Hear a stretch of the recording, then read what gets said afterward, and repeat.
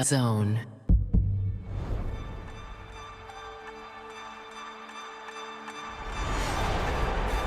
DAZN is the home of boxing, with over 150 live fights a year. This fight has lived up to expectations.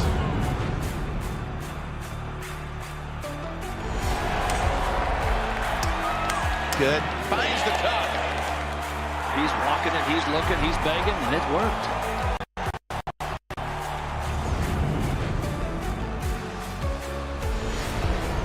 Ladies and gentlemen, let's get ready to rumble! How do you like it? How do you like it?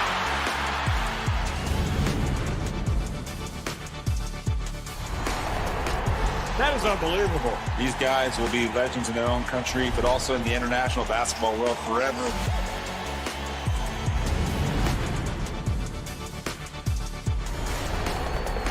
Are you not entertained? I'm not supposed to be cheering, but this is X Series. I can do whatever I want.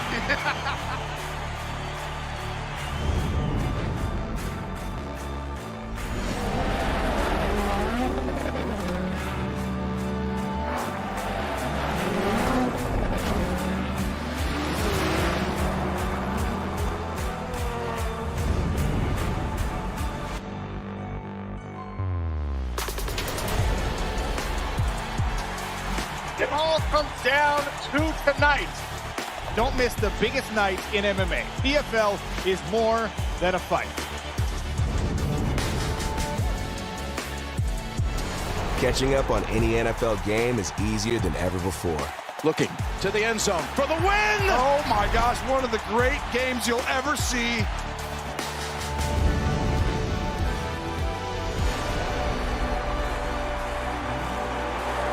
It's their time. A night to remember.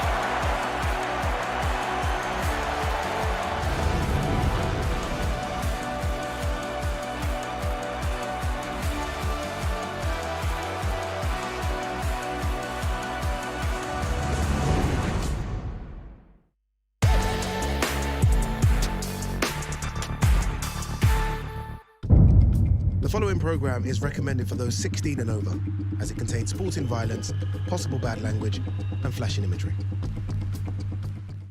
How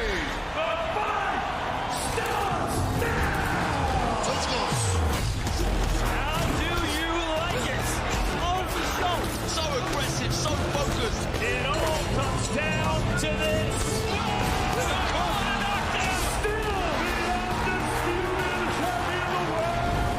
Fight Night, only on DAZN.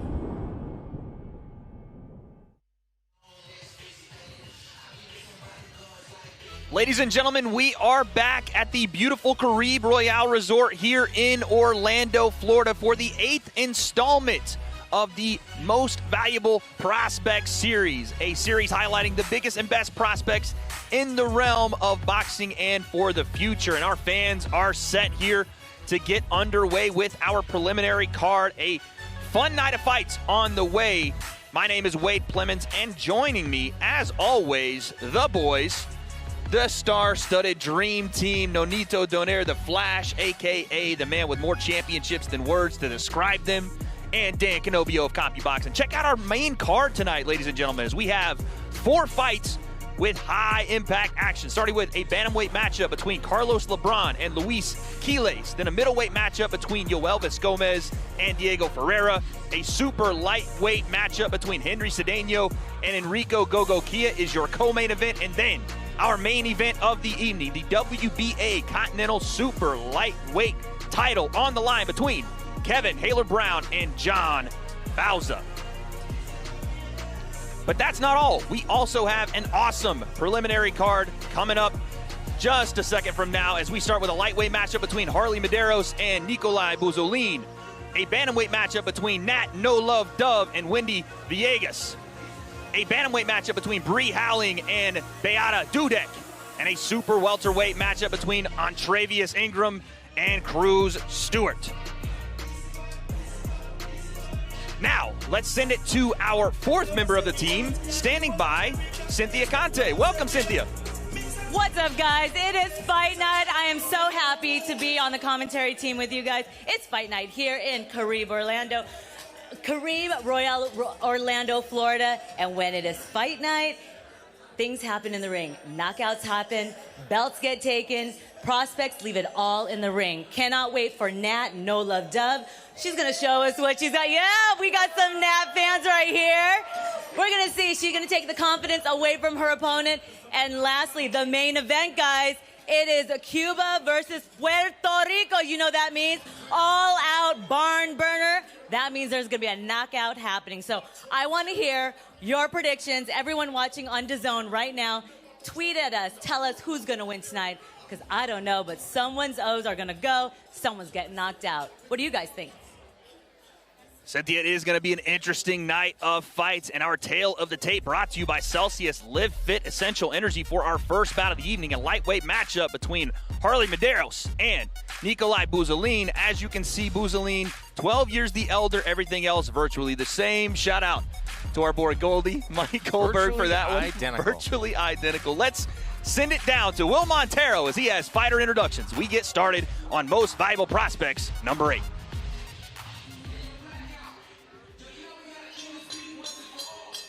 And now, ladies and gentlemen, making his way to the ring, Nikolai Buzolin. Here comes Nikolai Buzolin, coming off of a tough loss to Kermel Mouton, who's probably the best prospect in boxing. 18 years old, Mouton. Buzolin, very tough, very game. Fighting out of Russia by way, he lives in Brooklyn, fighting out of Russia. That's right. Yes, got that right. You know, guys like these, they have nothing to lose, so they're going to give it all they got.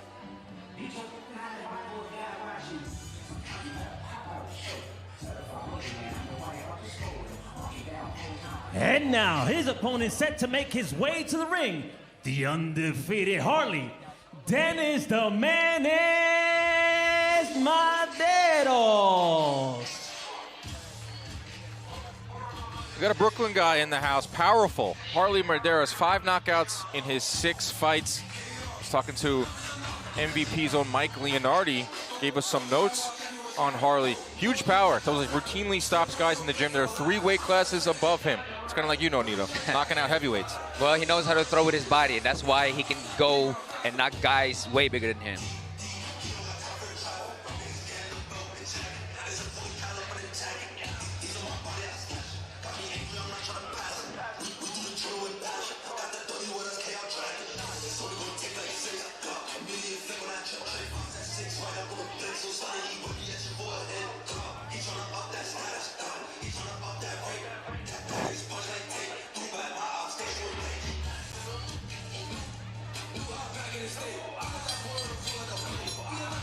Ladies and gentlemen, a very good evening to you, and we welcome you inside the beautiful Caribe Royale here in Orlando, Florida, for Most Valuable Prospects 8 live on the DAZN and MVP YouTube channels.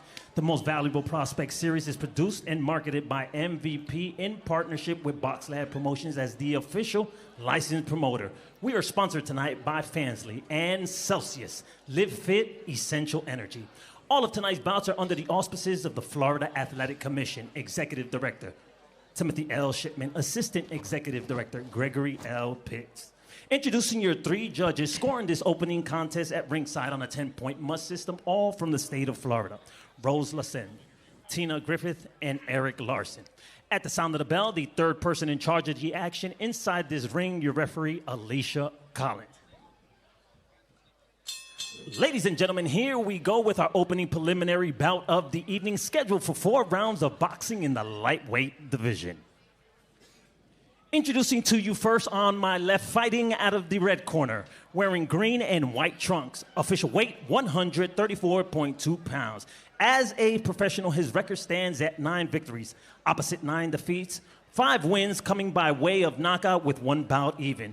Originally from Tumen, Russia, but now living and fighting out of Miami, Florida. Ladies and gentlemen, please give a warm welcome to Nikolai Buzolin. And his opponent tonight, ready to go, standing in the red corner, wearing orange and black. Official weight of fight ready, 134.4 pounds.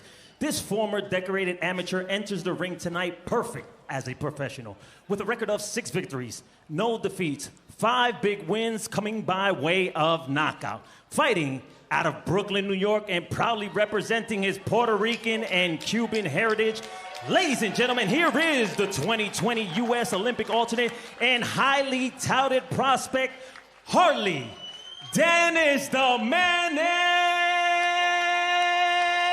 Medeiros. Once again, your referee, Alicia Collins, will give her instructions to the fighters. All right, gentlemen, you received your instructions in the dressing room. Obey my commands, protect yourself at all times. Go ahead, touch my. Here we go, ladies and gentlemen, our first fight on the preliminary card for Most Valuable Prospects, number 8. Buzaline, Medeiros, round 1, let's go. That straight is going to land every time with the southpaw. Oh, he switched. He knew. Woo, right hand right away. And Harley Medeiros is teeing off, gentlemen. You can hear the power from Medeiros. My goodness. Wasting no time getting started. Here as Harley Medeiros lands another right hand, left hook. These are vicious shots already. Good body shot as well. Buzaline got to throw something back here, show some sort of resistance, or this is going to be a quick night. My goodness gracious. Oh, huge left hook. Hey, Harley Medeiros is chasing him down around the ring, chasing him, running him down, Dan Canovio. Yeah, Buzaline lasted 2 rounds with Carmel Morton. Harley Medeiros is trying to say, I'm only going to go 1. Again, a highly decorated amateur, but looking to put a statement and a punctuation on this fight early. Yeah, you got to give it to Buzaline, man. He's taking those shots. Got to give it to him for taking on these opponents, too. Carmel Morton right to Harley Medeiros, so shout out to him. Props to him for stepping in the ring. 100%. And, you know, that's why I said earlier, these guys, they got nothing to lose. Oh, nice right hand there from Buzaline. There you go. Land something. And, Nonito, when you have a guy that's a young prospect, like Medeiros is, it comes out fiery like that. Is that sometimes a mistake to come out too quickly and too powerfully and maybe have an adrenaline dump? Yes. Oh, nice right hand there. Sometimes, you know, they get over excited and they're throwing everything else, just trying to get that first round knockout. You know, they haven't gained that experience to just see things and trap and all of that stuff. Right now, he just wants to go and destroy whatever he can. Combinations to the body there from Medeiros as well. Just power in every shot, man. He looks like I'm going to say he's slowing down, but he's trying to catch his second lead here. But you know, he can. That's the thing is, you know, if he's going that direction, the tiredness. Combination there for Buzaline. But Buzaline has gone southpaw here, which we did see, and now the switch back. Just trying to show the young prospect some looks here, right? Trying to get him to make a mistake, make him pay, give him something he hasn't seen yet in the pro game. That's right. And he's making a miss, you know, and especially when you're throwing so much power, it's very difficult there, to maintain. Oh, Stop. low shot, and then I think one behind the head from Medeiros. Obviously unintentional there, but a lot of just winging shots right here. Big power shots. I don't think I've seen maybe more than a jab so far from Medeiros. He is throwing hammers. Yeah, no jabs. I like to see him go to the body a little. My goodness, a right hand! Overhand. Goodness gracious, what a shot. Doesn't need to go to the body. My Lord. 6. Buzaline hits the ground. He gets up. He says that one's behind the head a little bit, but the problem is Buzaline is trying to duck under a lot of those overhands, so it is catching him right behind the ear. Buzaline trying to survive. Left hand, right hand to the body. Another right hand. Huge hook. Launching forward is Medeiros. He is throwing not just looking for that bombs. finish, just trying to absolutely put a stamp on this first round. I mean, that's one of the books. Definitely a dominant round for Medeiros, but what did you see there? So a lot of what we heard. There's a power punching phenom, 135 pounds, very aggressive too. And what I like Nonito is that he knows that he's levels above his opponent, and he's not playing with his food. He's going right in there, and he's throwing big time lefts, big time combinations, going down to the body as well. So that is a very dominant opening frame for Harley Medeiros. Right, and you know, in the corner, his people were telling him to take his time, but you know, again, when you see someone getting hurt numerous times, you're gonna give it all you got because you want that first round knockout. The thing about inexperienced guys is they want that knockout early. How about this? Medeiros standing up in his corner. You look over, and Buzolin sitting down, going through it a little bit. So just from a visual standpoint, it looks like Medeiros is ready to pounce once again. Yeah, refused to stool the entirety of the time. Look at him pacing back and forth here, man. Scary. Absolutely terrifying. And by the way, Nonito, correct me if I'm wrong, he's a big 35. That's a big boy in there. He's a big boy, and he can crack, but you know, sometimes you have to set those punches because it can be in the hard part of the head or the body or the arms. You know, if you set it properly and it lands perfectly, guess what? They're going night-night. We go round 2 of 4 here in our opening matchup. And again, you know, maybe that's part of the thinking. This is a sprint, shorter fight. Maybe let's get in there, get our work in, because we don't really have any time to waste over a 4-round fight. The lunging was almost like Superman punch. Yeah, it was almost a Superman punch right hand, but again, just barely. Oh my goodness. Don't want to be in the corner against Harley Medeiros. That body shot. Just absolute bludgeons there from Medeiros. And Buzolin, credit to him, gets to his feet. Man, you got it. Go that way. Come in. All right, baby, you got it. It's the body work. That's yeah, it's the body work. 2 minutes and change here in this second round. Can Medeiros close the show? That's as fast as we opened it here. Just bludgeon back and forth, right hand, left hand. Like you said, Dan, lunging into some of these shots without really a care for technique at all. Now he's just throwing absolute bombs. Buzolin's getting thrown around. He is almost ragdolling him. Yeah, that was the word. Not throwing anything back, letting Medeiros kind of bully him. Hey, I have to say, if this goes on and somehow Buzolin recovers from this or get past this, Medeiros might get really exhausted. I mean, he's throwing everything in there. Oh, nasty left hook. Landing, too. My goodness, what a left hand there from Medeiros. Buzolin eats it, fair play to him. And came back with the hook. Another left hook lands Medeiros. Then he goes to the body. Buzolin eyes up, trying to land counter shots still here, though. Medeiros looking hype right now. He's breathing hard. Oh, that was a right hand. Straight. The lead right hand lands flush, and now left hand's coming behind it.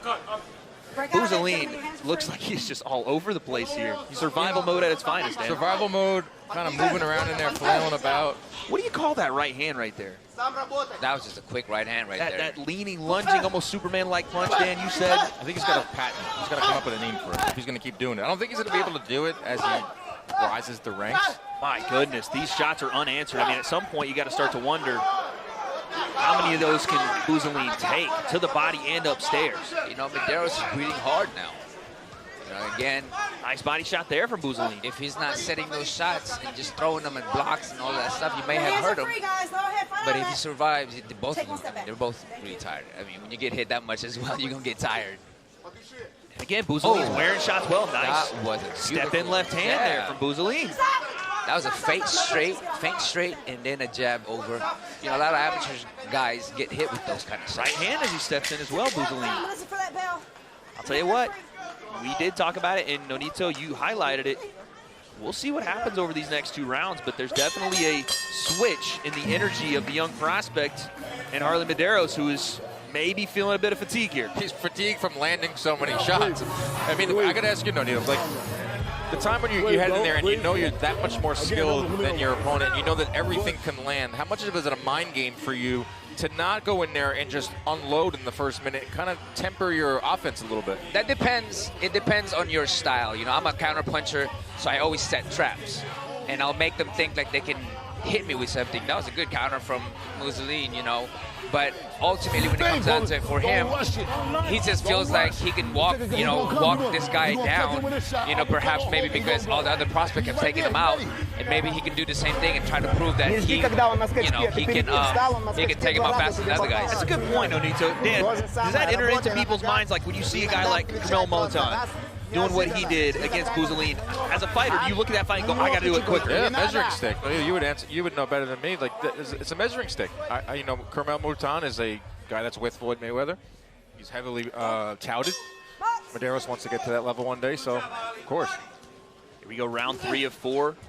Again, it's been target practice so far for Harley Medeiros.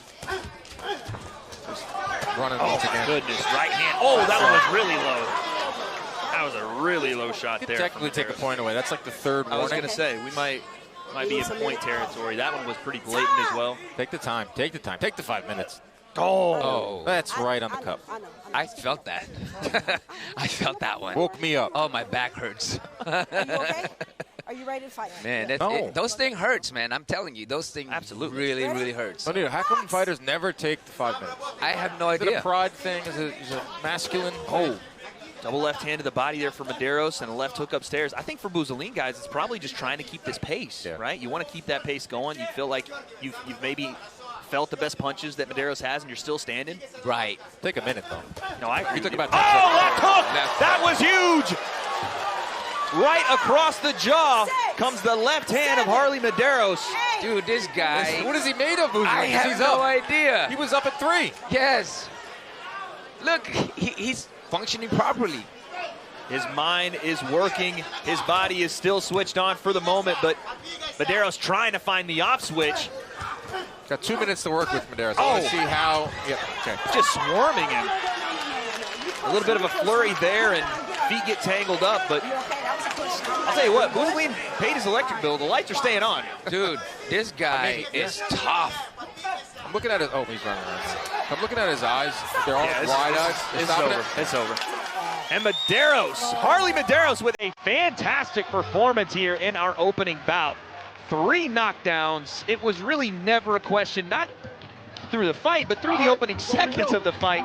Medeiros came out all gas, no breaks. What a performance for this young prospect. Another knockout to add to his resume and to his record. A little erratic at times, but he kind of honed it in. But, was able to get another stoppage.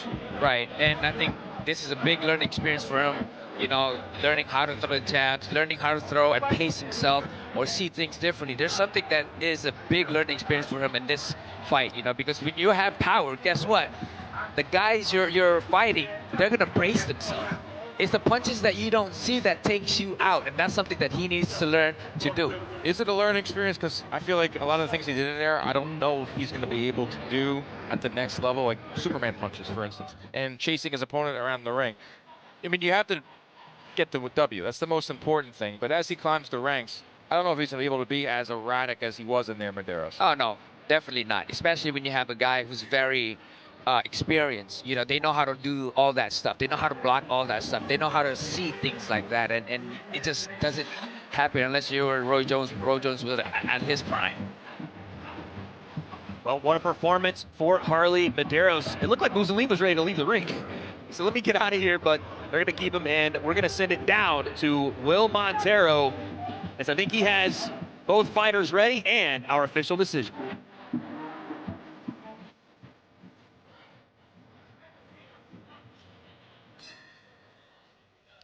Ladies and gentlemen, let's give both fighters a big round of applause.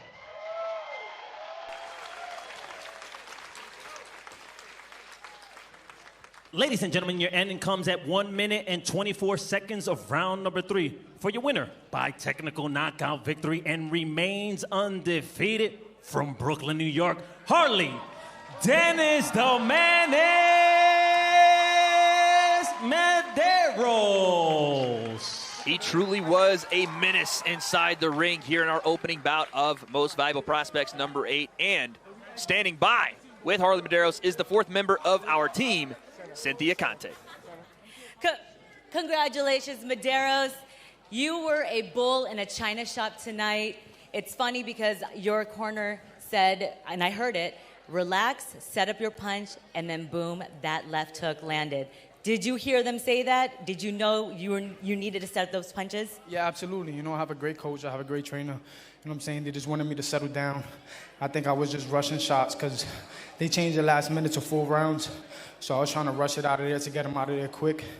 But at the end of the day, we got the job done. Back to the gym to get better. I know I got a lot to improve on, but I got the job done here today.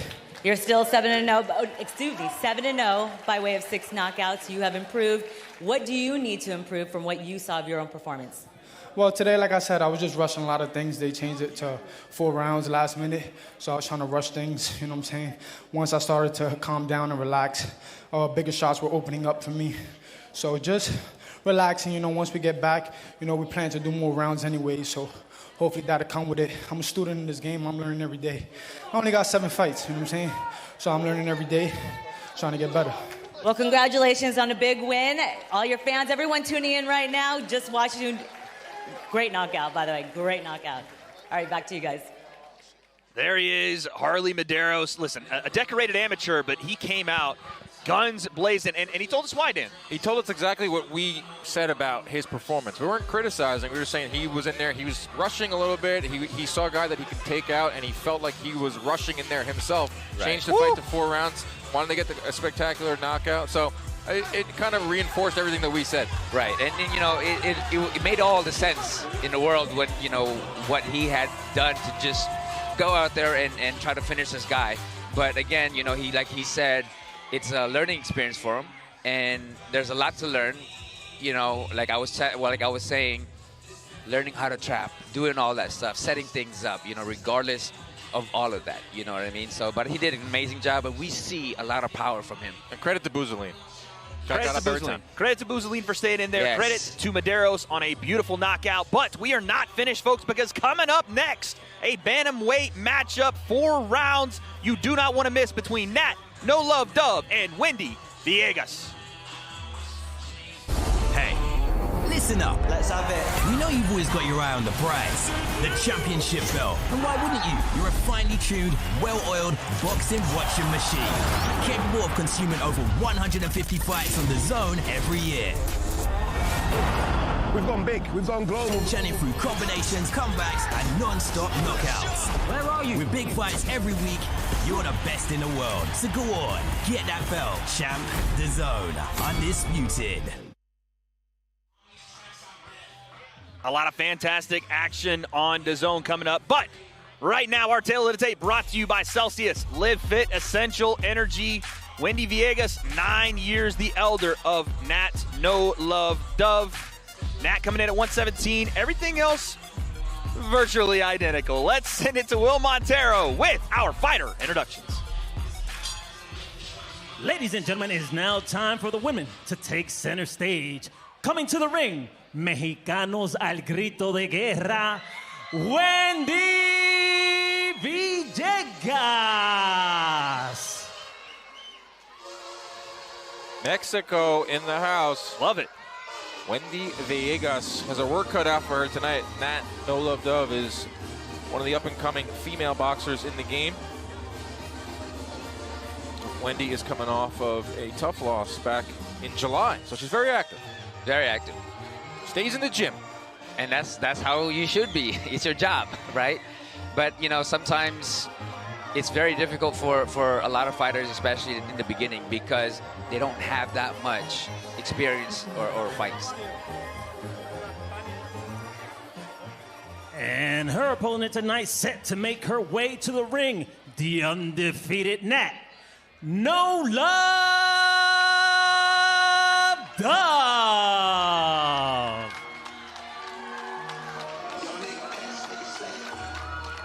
Your MVP has put a big emphasis on women's boxing. Of course, Amanda Serrano is one of the biggest fighters under the MVP banner. So Nat No Love Dove is something to keep an eye on. Has Absolutely. a brutal, powerful left hand.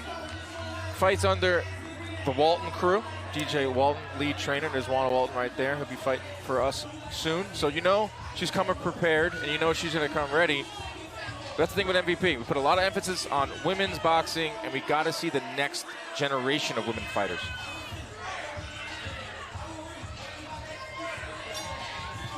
Ladies and gentlemen, from inside the beautiful Caribe Royale here in Orlando, Florida, we are ready for our next bout of the evening. And it's all brought to you by Jake Paul and Nakisa Badarian's MVP in partnership with Box Lab Promotions as the official licensed promoter. We are sponsored tonight by Fansly and Celsius Live Fit Essential Energy. Introducing your 3 judges scoring this contest at ringside on a 10-point must system, all from the state of Florida. Alexander Levin, Rose Lassen, and Tina Griffith. When the action begins, the third person in charge in the ring, referee Massimo Montanini. Ladies and gentlemen, here we go with our next attraction of the evening, scheduled for 4 2-minute rounds in the women's bantamweight division. Introducing to you first on my left, fighting out of the red corner, wearing the colors of Mexico, green, white, and red. Her official weight, 115.6 pounds. She enters the ring tonight as a professional with a record of 2 victories, opposite 2 defeats. Both of her wins coming by way of knockout. Desde la ciudad de Cobre, Cananea, Sonora, México, damas y caballeros, presentando a la guerrera, Wendy Villegas. And her opponent standing across the ring, ready to go, fighting out of the blue corner, wearing black and blue trunks. Her official weight, 117 pounds even.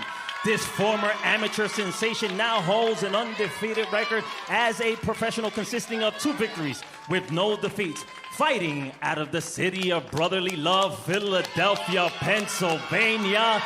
Ladies and gentlemen, here is the wildly popular and undefeated Nat No Love Dove. Your referee, Massimo Montanini, will now give his instructions to the fighters. Respect the rules and respect each other. Respecta la regla, respecta ella. Okay? Touch mom. Good luck. Oh. Here we go, gentlemen. 4 rounds in the bantamweight division between Wendy Villegas and Nat No Love Dove.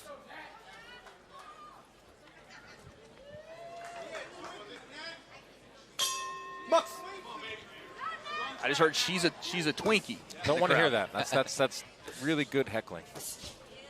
Right away, don't really love the body language of Dove's opponent here. Villegas just kind of being a little timid in there, not throwing with any power. But for Dove, walking her down like we saw in her last fight, very crisp, very sharp. Yes, you know, again, that jab, that beautiful jab coming from her. And she's very textbook, you know. She just does things really, really well. And, of course, her opponent, you know, intimidated by all of this stuff. Nice lead hand there from Nat. Yes. No Love loves, no pun intended, that lead hand, whether it's the jab or the lead hook, the check hook. She goes to it a lot. Expect that, I think, in this fight as well. And Dove is very technical, but she has something that you can't teach, and that's a mean streak. And you can see her at the weigh-ins. She doesn't give her opponents any type of love at all. No love, Dove. No love, Dove. At the open workouts, Dan. I was at the open workouts, and I was trying to get a smile out of her. I couldn't break her. Oh, I like that. Mean streak. Need that. That was a good overhand by Nat Dove. Again, coming up with the hook. And again, she's really known for that hook, you know. She throws it really well. Punctuates it with a jab and slides away from any attack. Very smooth through just over a minute here in this first round for No Love Dove. You know, comparing to the last fight, she's actually really composed and, you know, seems really well improved compared to the last one. You know, the jab, the setup, you know, she's setting things up right now, which is great. The last fight was back in April over Alicia Lopez, went the full 4 rounds. Looks very in sync here to start this fight, Nonito. Good overhand and a hook after that. You know, she's going inside with the jab, but then she's going outside with the power. Looks like she's seeing everything defensively as well. We could see flow state Nat Dove here. 10 seconds left in the first round. It's been all No Love. The patented Wade Clem flow state. Good overhand. Very good overhand. You know, and again, she's setting things up, but mainly she's very confident. She's seeing everything. Very good round to start out here for No Love Dove. If you are in the corner of Villegas, obviously there's the raucous crowd here in favor of Nat Dove. There's a lot of people here to see her win this fight. How do you turn the tide here, Donito? You just got to be the Mexican, the Guerrero. You got to be that warrior and just go take it to her. That's it. Don't give her time to breathe. Doesn't look like she's breathing at all. She looks very stone-faced over there in the corner. Well, she is wearing all of those left hands. You can see the red marks all over her face from that first round. I have to think that the adjustment needs to be, one, answer the phone with that right hand, Donito, just to throw a little insider terms out there, but also I think you got to move around just a little bit more, and we did. We finally got a smile at her out of No Love. She's having fun with it. Like you said, Wade, you know, she is in the flow state. She is in the flow. I won't repeat the flow exactly. State yet? I feel like we're flow state ready. First round flow state is impressive. No, I won't repeat the way exactly she's going like this. What Coach DJ Walton said there, but he essentially said, drop that thunder out of the right hand. Of the right. So let's see if we get that here in round the lightning 2. and the thunder.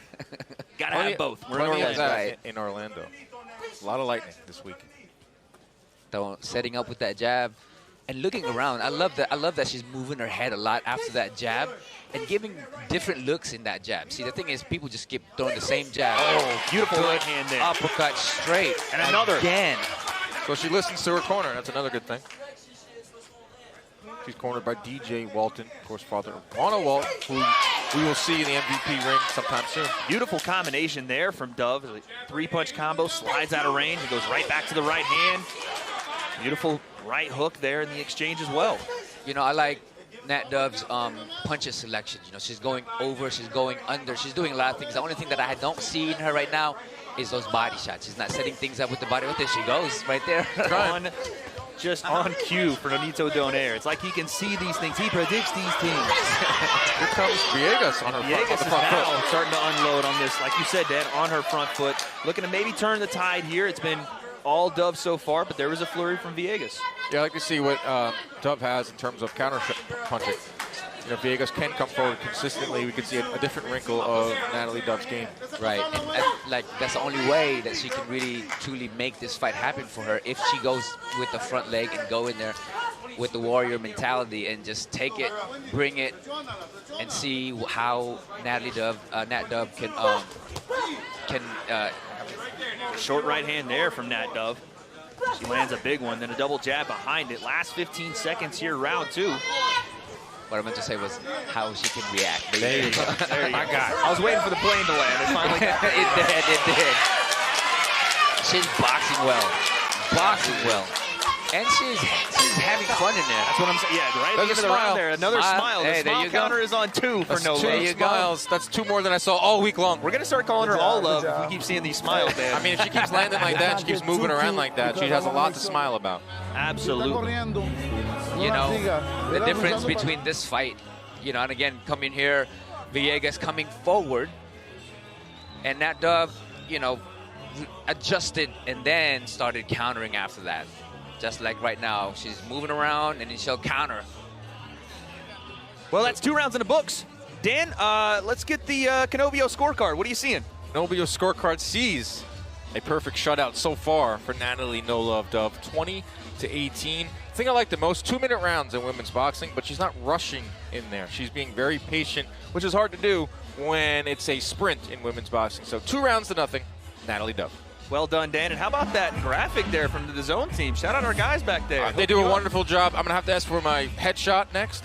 Oh, right. Dan's scorecard pops up with a nice little headshot. You know, it'll work great because you're about that tall, so it'll fit right in the bottom corner. My Sorry, goodness. accident. Here we go, round 3. Right off the bat. I can't do anything about that.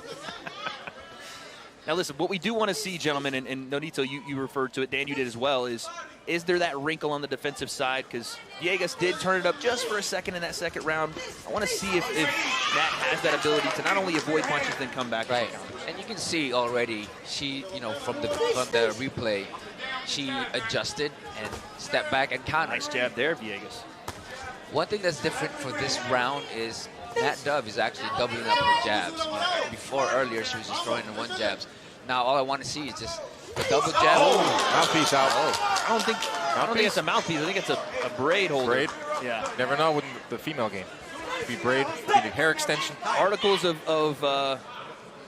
gear are flying around the ring here. I think of that Cruz DAZN fight where her extension, she had to cut her extensions in between the rounds. Do you want your hair or do you want the belt?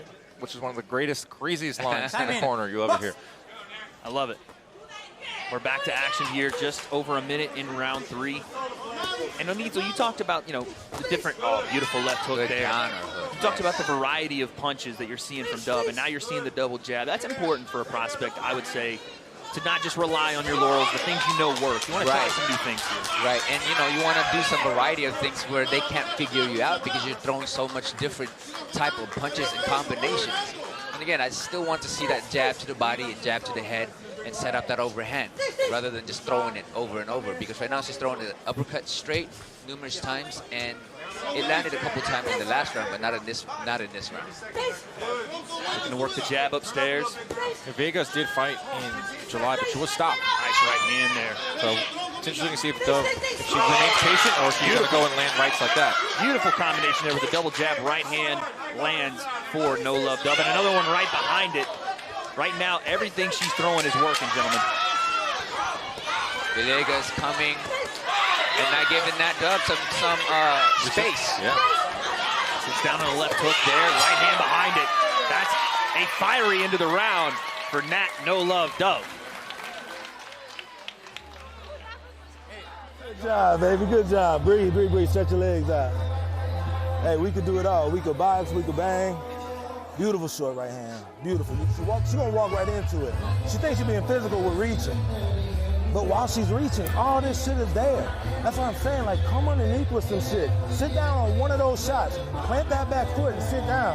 That hook you landing back here, little off balance, right? Good instructions. Very good instructions. Clear, concise instructions. A lot of times in the corner, they give you a little disarray. Anita, what did you hear there? You looked at me and pointed at me. What did you hear? Well, I heard that, you know, DJ was saying, you have all this stuff in the head, but you got to go down here too, you know. Not just the head hunt, because and DJ can see it, and like I see it.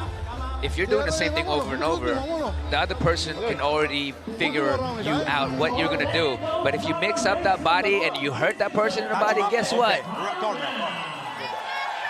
What? That can be the end of it. I mean, the body shot hurts. It does, absolutely. You hit me with one just with the mids while we were in Vegas, and I almost threw up. So here we are, round 4. Can Nat No Love Dove put a punctuation mark on this fight? She has been dominant from round 1 to now round 4. Can she find that finish? That would be very impressive because Vegas is showing a little more resistance over the last 4 minutes. You know what I like to see is when Nat Dove counters with that hook to come down with the body shot on the right hook. I think those will land because Villegas is very square in that moment.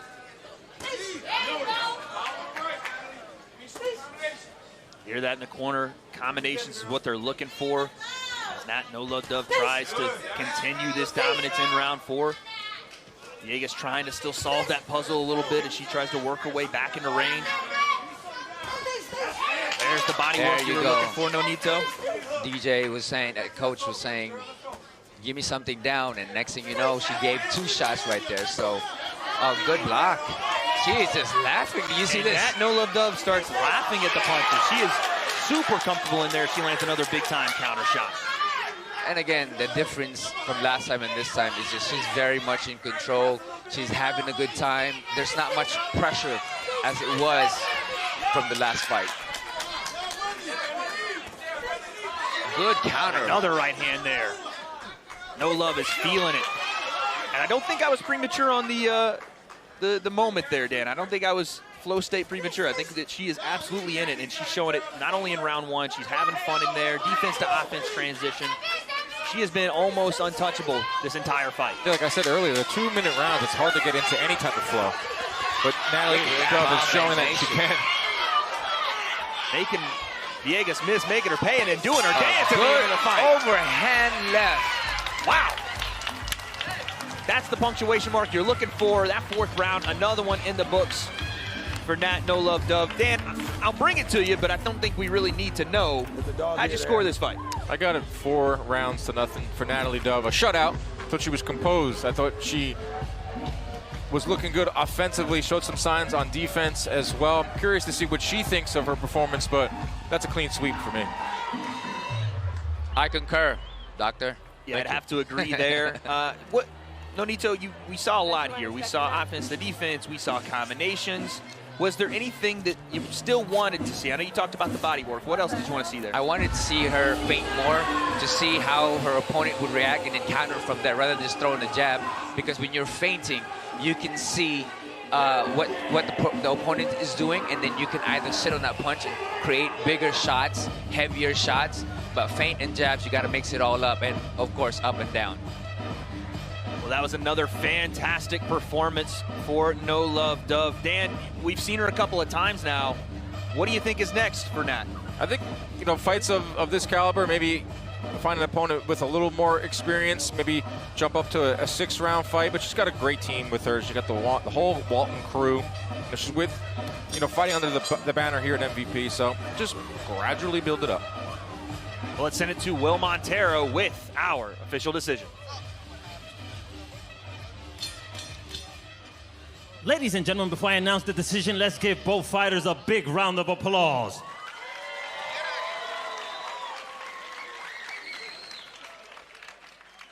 After 4 rounds of action, we go to the scorecards. Judges Alexander Levin, Rose Lassen, and Tina Griffith see it identical at 40-36. All for your winner by unanimous decision victory and remains undefeated. From Philadelphia, Pennsylvania, Nat No Love Dove. Her third smile on the night to go with her third victory as a pro. Nat No Love Dove is your winner, and she is standing by with the 4th member of our team, Cynthia Conte. Nat No Love Dove, congratulations. You have fans in here. I was listening to someone over there. They're like, gotta give me more body shots, Nat. Gotta give it. And I must say, you set up your shots beautifully. How do you feel tonight? You're smiling. You're giving some love. I'm always happy when I'm in the ring. This is my happy spot. I feel really good. I had a great camp, and I showed off. During your weigh-in, when you did the face-off, you looked over and you're like, nah, I got this. Was it easy work for you tonight? Did you think that? Yeah, these girls don't got anything from me. You are training now with DJ Walton, and the one thing I remember him saying in some of the videos, he really wanted to test your mentality and really push you to the limits and showing your sexy lead hook. Probably the best in women's boxing, he said. Beautiful left hook that you were setting up with your jabs. Were you listening? Did you follow through with what your corner has been training or teaching you? Yeah, definitely. We worked on a whole lot. Other than the lead hook, we worked on double jabs, we worked on setting up the right hand. I think I did all that pretty good tonight. You kept your head off the line. You used your footwork. You have great ring IQ. What do you want next? I want to keep winning. I want to keep growing. I want to keep learning. I want to keep learning in the gym, learning and sparring, and I want to get better. All right, Nat No Love Dove, you guys heard it. She wants to get better. Congratulations. There she is, once again, your winner, Nat No Love Dove. And gentlemen, it was, like we said, fairly easy, but a smooth performance, one that you need, right? Fights that she needs to win and win in spectacular fashion like she did. That's 2 professional fights. It's our 3rd professional fight. You don't want to get too ahead of yourself. We see that a lot of times with prospects, but here at MVP, she's going to get moved properly. Like I said, she's with the Juana Walton team and the DJ Walton team. She's with MVP, so they know how to move prospects. But, you know, it's a great performance. Look, I spoke to DJ earlier this week, and that's kind of what he said. You know, speaking about Juana, and you know, we saw him in Puerto Rico in his first fight. He stepped up very quickly, right? Not that that was in any way, shape, or form a fight he couldn't handle. It absolutely was there, but you do want to move prospects the right way. You want to put them in a position to be not only in their best light, but also in competitive fights. That's correct. I mean, that's something that every fighter has to be confident in there. You know, and the confident, you have to get the guys that built you up to get there, to feel that way, to feel that you got this going. Absolutely. Well, listen, that was a spectacular fight in its own right, but we still have a lot more to come, including our main event. Gentlemen, let's talk about Kevin Brown versus John Bauza, again, for the WBA Continental Americas title. Dan, you've spoken all week about how hyped you are about Kevin Brown. Yeah, Kevin Brown, 5-0, but don't let that record fool you. Comes from that Cuban school of boxing, but the new age Cuban school of boxing. He's aggressive. He lands 46% of his power shots in those 5 fights. They're going to move him along quickly. And what does a WBA Continental title mean? It means that you get yourself into the top 10, into the top 15, and that's very important to climb the ranks as he tries to become a full champion at 140 pounds. And we also have John Bauza. Obviously, we know about Bauza. El Terrible. Nonito, he's 18-1 with 8 knockouts. Looking to get back to championship pedigree, I would say. That's right. With Bauza, you see him, he's very that kind of trap and counter kind of guy, you know. But he'll throw that jab. Being a southpaw, he'll throw that jab, try to throw that straight from his opponent, and then coming in with the counter. That's something that we will see a lot, and we've seen a lot of John Bauza, is a counter. Trap and counter. Yeah, one other thing on Bauza. He was signed with Top Rank. He got to the top by fighting Richardson Hitchens. He wants to get back to that. And he knows that tonight in this main event, in the MVP ring, is the first step to getting back to those types of fights. Well, we're 3 of our main event team here, but we have one more. I would say the best looking, let's be honest, of the MVP team tonight. Let's send it to our 4th member, Cynthia Conte. Well, you guys know this is a Cuba versus Puerto Rico war. and it's an all-out barn burner. They both promised us knockouts, and when it comes to something like this, you have the Cuban-style discipline of boxing. But the problem is that it's orthodox versus southpaw. Now, I know some of the fans are looking at the record of Kevin Brown. Why is he the A side and why Bauza is the B side when Bauza has more fights? Is because the level of opponents that Brown has had has moved on and won world championships and even Olympic medals. No, I mean, credit to Bauza. He's still a world champion. He's still a threat, but someone is going to get knocked out. That's what they keep telling us. That's what they've all told us, but it's going to be war. So you guys, I cannot wait to see. I don't know who's going to get knocked out, but they promised us a knockout tonight. We cannot wait either. Fun action coming your way in our main event. But before we get there, a bantamweight matchup is coming up next between Bree Bam Bam Howling and Beata Dudek. Hey champ, I know why you're here.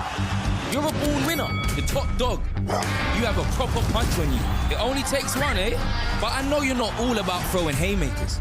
You know your bobs from your weaves, and you know DAZN's got over 150 fights every year. Over 150. Proper stat.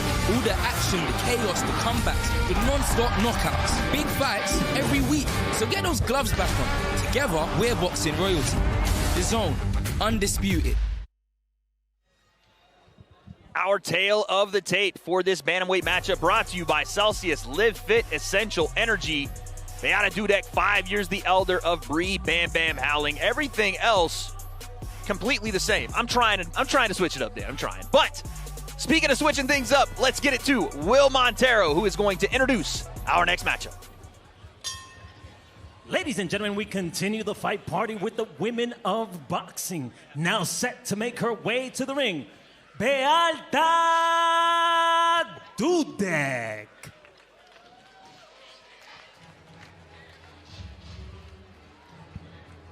Beata Dudek, fighting out of Hungary by way of Slovakia. Been very quiet, composed all week. I think, again, when you have, let's just call it what it is, a B-side fighter coming in against a highly decorated opponent, not much to say, more so much to prove, and she's absolutely looking to do that tonight. You know, and things that showed in her record, you know, a lot of things that you can't really find much about, but in her record, she can crack. So we will see if that power delivers in this fight. And her opponent tonight set to make her way to the ring, the undefeated Bree Bam Bam Howling. Bree Bam Bam Howling, ranked number 8 by the WBA here at bantamweight, 7-0 with 2 KOs, fighting out of Calgary, Alberta, Canada. A ton of swagger walking around in Orlando this week, and you can see that right now in her walkout tonight. Confidence. You know, one thing that I see with her is she's very composed. Yeah. Really good jab, good power, good setup. You know, so I'm really looking forward to see her fight. You know, and again, she is just having a good time. And listen, a show woman, you could say. She is out there loose, relaxed, and ready to go. If her dance moves translate, which we know they do, to her boxing ability, we are in for a show. So let's get to it. Ladies and gentlemen, once again from inside the beautiful Caribe Royale here in Orlando, Florida, we continue the excitement with our next bout of the evening. And it's all brought to you by Jake Paul and Nakisa Badarian's MVP in partnership with Box Lab Promotions as the official licensed promoter and in association with King's Promotion. We are sponsored tonight by Fansly and Celsius Live Fit Essential Energy. Your 3 judges scoring this contest at ringside on a 10-point must system: Eric Larson, Alexander Levin, and Rose Lassin. At the sound of the bell, the 3rd person in charge of the action inside this ring, your referee, Alicia Collins. Ladies and gentlemen, here we go with our next attraction of the evening, scheduled for 8 2-minute rounds of boxing in a women's bantamweight special attraction. Introducing to you first on my left, fighting out of the red corner, wearing black and silver trunks. Official weight, 118 pounds even. She holds a professional record consisting of 4 victories with 3 defeats, all 4 of her wins coming by way of knockout. Fighting out of Miskolc, Hungary, ladies and gentlemen, here is the upset-minded de alta Dudek. And her opponent tonight standing across the ring ready to go in association with King's Promotion. Wearing white, black, and gold. Official weight 119 pounds even. As a professional, her record, a perfect one. 7 fights, 7 victories, 2 wins coming by way of knockout. She is the fighting pride of Calgary, Alberta, Canada. Ladies and gentlemen, here is the undefeated world-ranked bantamweight contender, Bree Bam Bam Howling. Once again, your referee, Alicia Collins, will give her instructions to the fighters. All right, ladies, you received your instructions in the dressing room. Protect yourself and obey my commands at all times. Your trunks are high, so if you hit her here, you're fine. Your trunks are high, so if it comes here, I'm going to call that legal. All right? Touch them up, ladies. 8 rounds of action in the bantamweight division between Beata Dudek, 4-3 with 4 knockouts, the heavy-handed, upset-minded fighter out of the red corner, versus the number 8 ranked WBA bantamweight, Bree Bam Bam Howling. Round 1. I like the jab coming from Bree right now, from Howling. And she even feinted right off the bat, so that was really good to see. I'd like to see like the percentage of first punches thrown in a fight. How often are they jabs? Right. 80%? It should be a lot. You know? It should be that, right? Right, it should be. See if it works. Get it out there. It's the best punch in boxing. Right. Important punch in boxing. You know what I like that I'm seeing is she's mixing a lot of the punches, you know, and she's jabbing to the body, jabbing to the head, and attacking to the body. You know, she's mixing it all up. Absolutely. I feel like Howling is in go mode. 26 years old. She's 7-0. She's top 10 now in the WBA. This is the point in her career where she can really take off. I'll tell you what, I really do like both fighters starting out nice, relaxed, loose. Dudek is here. Landed a right hand off the rip. Game and double right there, jab. it's a double jab, a right hand behind it though. I'll tell you this, when we were at the open workouts Wednesday, I was watching, look at that head movement and footwork on the back end there from Bree Howling. I was watching Howling hit pads, and the pads were howling. There was some absolute leather slap in there, and we were playing music over the open workouts. The punches were still ringing out through the Caribe Royale. It was insane. Hey, this Dudek girl is tough, you know. She can fight too. And she's there to fight. Absolutely. Great jab there from Dudek. Never been stopped in her 7 pro fights. Taller, bigger of the two. Bree Howling with those amazing jabs. Yeah, solid work here from Howling in this first round, but again, a patient start from both fighters. You would think it would be Dudek who would be throwing the jab. Longer fighter, kind of smothering her work a little bit, but it's Howling that's getting inside with the jab. Good body shot Left from hand to the body there. And a right hand behind it. Good push with the shoulder. You know, a lot of people don't know how to do that. Countering with the straight right off the bat. It's just taking away that balance from his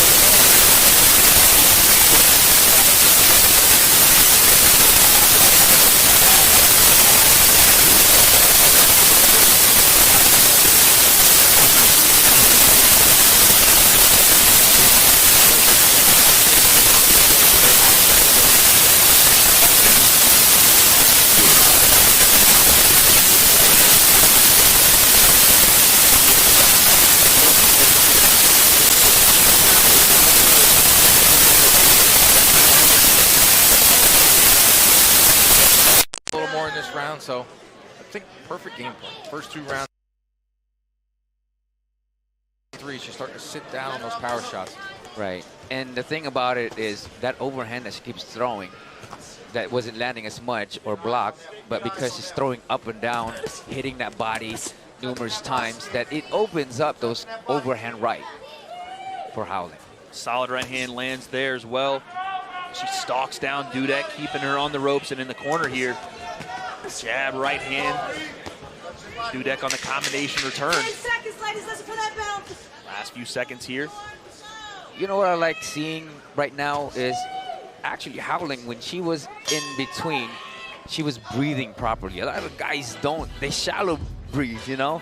But for her, she was breathing deep and ready to attack again. That was very experienced for her. And why that shallow breathing you talk about, why is that such a bad thing? It's going to obviously zap your gas tank, but it also, I mean, it can throw your rhythm off, things like that you just don't know until you're under these bright lights and live on DAZN. Right. When you are in control of your breathing, you're in control of your action. So with her, you can tell that she's seeing things and she's calm and she's composed, but because she's breathing properly. That hook to the body, she didn't like that at all.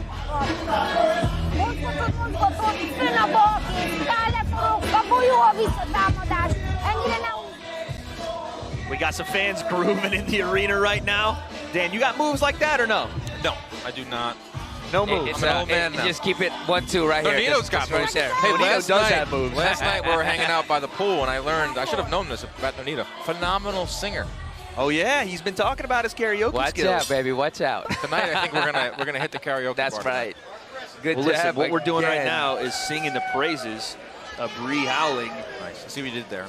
You know, I try my best, Dan. And I'll tell you this, Nonito, we talked about the difference in round 1 to round 3 with her. How much does it excite you about a prospect when they can pace themselves in that first round and not show too much and then build and ramp their game up as the fight goes on? Right. It's impressive for me because not only that you're just wanting to hit somebody, you're actually setting things up. You know, she's jabbing to the body, she's jabbing and straight to the body where she can land the overhand right or her power shot. But because she's trying to set it up, you know, and I got to give it to Dudek too. She's changing her style, her movement, so that she doesn't get hit with that overhand right. Very slick right now, Dudek on the defensive side, trying to keep Howling off of her. Pivoting out, changing direction. The problem is, at every turn, Bree Howling is standing right in front of her. Yeah, she's not just like, she's not stalking. She's not chasing her. She's cutting off the ring. When you cut off the ring, you always find yourself in the right position to throw. And that's what Howling has done consistently in this fight. You know, one thing that Bree Howling nice is right doing hand there from Howling is she's aggressive, but enough where she can actually step back and not get hit. Beautiful step in left hook there. I'm loving that head movement into range. You're not seeing the same entry over and over. You're seeing different ones. Even if it's not with the jab, Nonito, you're seeing inside, outside head movement to set up the leaping gazelle hook and the right hand behind it. All that stuff, again, high level for someone with only 7 fights. Yes, I agree with that. And you know what she's changed just now? Instead of throwing that overhand, she's throwing it right straight, right hand. Just right down the middle rather than going over. And she landed it too as well. Dudek tries to pivot out there and reset the action. Nice right hand there from Dudek in the exchange, but gets caught with one as well. There's a jab right hand, Dudek. Last few seconds. Short right hand, Howling. Good overhand, right? Good hook. Beautiful hook there at the end of the round. And again, this is pretty much one-way traffic so far, gentlemen. I mean, I don't like to sugarcoat it. We're seeing what we're seeing, but it's not been the same thing round by round. We're getting variety out of this young prospect, and we're getting, Nonito, I mean, quite frankly, high-level stuff from round 1 to round 4. I haven't seen much that I don't like from Bree Howling. I agree with that 100% with her. She's thinking, she's having great punch selections, combinations, power at the same time. So she's putting everything together. And we're 4 rounds through. Dan Canobio, talk to me about that scorecard. Gotta agree with you, Wade. 4 rounds to nothing for Bree Howling over Dudek. Dudek is in survival mode. Like to see her try to land something of note here, but all Bree Howling so far in this fight. It's been one-way traffic for Bree Howling as we enter this 5th round. And like you said, Dan, you're going to have to, at some point, if you are Beata Dudek, offer something in return. Otherwise, you know, we will see the same pattern over and over here. And it's great to be defensively sound and slick. But to win this fight, you're going to have to stop Howling from coming forward. Absolutely. I mean, she has not landed. She's landed a few good shots early on, maybe in the second round. She has not landed anything of note since then. There's a nice right hand there. You know, Dudek is changing her style by stepping back and punching at the same time because she knows that Bree Howling will come in, and she landed those shots. And Bree Howling couldn't touch her with that. So I think that's something that is changing for her, and seeing what she can do to take advantage of Bree Howling coming in forward. Nice left hook to the body from Howling. And yeah, like you said, Nonito, you see Dudek step back and throw her combinations just out of the reach of Howling and making her pay for maybe lunging in a little bit too much instead of using her feet to get there. That's right. But then again, Bree Howling just stalking. Not letting any room between her and Dudek. Suffocating pressure, you might say. Well, the body language that Dudek is saying is that Bree Howling hits hard. Because when she lands those shots, when she throws those punches, actually, Dudek would just cover up just like that. Nice left hook to the body there from Howling, and then goes to the right side as well. You know, that just indicates to me that Howling can hit hard. Combination there, Howling. Left hand to the body, right hand upstairs. And again, a veteran move there on the break, throwing punches, not pushing out of there. More impressive stuff from Howling. Good overhand. 10 seconds, lady. Listen for that bell. Last 10 seconds here, round 5. Howling continuing to move forward. Dudek continuing to try to keep her off her. It's just not happening through 5 rounds. It has been all Bree Howling. I'm very impressed. You know, she opens up the body, and then she goes to the head, and she goes to the head, and she goes to the body. So those are really experienced kind of things. Out of her. So I need pure intentional body work from here on out. With me on that? Okay? You're doing excellent. Keep on doing everything you're doing, and it's going to come. She's only a couple of body shots away from taking a big one that she ain't going to like, and then that's going to be it. Both. You need to have variety. When we get into these later rounds, Dan, square against the ropes, it's been an impressive performance. The nickname Bam Bam makes you think that the power is coming. Do you think that we need to see that next level here out of Bree Howling? Don't necessarily need to see it. Would it be nice? Absolutely. A KO win is a KO win. It's an exclamation point. This is boxing. You have to entertain. I 100% agree with that. Most importantly is get that win. Keep your standing, your ranking at number 8. But yeah, I always like to see an exclamation point. I always like to see a stoppage, of course. Do you think Bree, in her head, when she hits, goes, bam, bam, bam? Maybe. Flintstones. Yes. I don't know if the Flintstones reference may be past her time a bit, but the Bam Bam nickname has to think that there's something there. But yeah, you want to see that next level, you know, massive knockout, but we do have to give credence to the opponent in the ring, and Dudek, who is very slick on her back foot defensively here and has not taken a ton of punches clean. Yep. And you know, Bree Howling, though, she's listening to her corner by attacking more on those body shots. There's a solid right hand and then a left hand to the body, right hand over the top behind it. Dudek's tough. Dudek's very tough. I mean, she's never been stopped, so a one-punch knockout probably seems unlikely, but an accumulation of shots. Right. Left hand to the body like those right there. It's if Howling wants to step on the gas, she can do this for the next 3 rounds. It's crazy to say that she's not stepping on the gas yet. It feels like she's been on the gas continuously throughout this fight, right. But it is going to have to go to another level, it looks like, to stop someone like Dudek who's in front of her and just... Like, I wouldn't say autopilot, because that's kind of right. like, would insinuate that she's just going through the motions, but it's not. This is just her, how she fights, and it's beautiful to watch. Yeah. But I do believe there is a second gear in there. Absolutely.